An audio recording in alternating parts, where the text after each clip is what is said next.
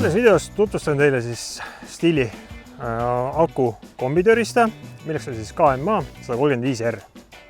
Mida ka siis see nagu kombitöörist tähendab? Tähendab seda, et meil on üks mootor ning siis mitu erinevat siis tööriista, mida siis saame selle mootori külge ühendada. KMA siis 135R puhul on tegemist profiseeria akutootega, mis siis vajab Stiili AP akusüsteemi.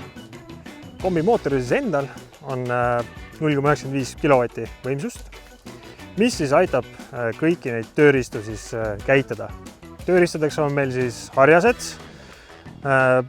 mullafrees, puhur, trimmipea, oksalõikur, äärelõikur ning ka siis hekipügaja. Ja kui on vaja kõrgemalt hekki pügada või oksa lõigata, siis on olemas lisavarustusena ka siis sellised meetrised pikendused, millega siis saab töökõrgust oluliselt tõsta.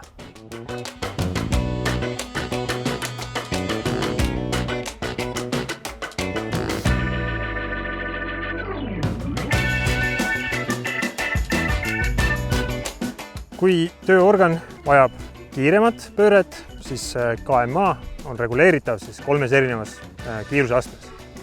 Ning siis selleks juba pole palju vaja, lihtsalt hoiame nuppu all, sütib järgmine võimsuse LED ja nii edasi ja nii edasi.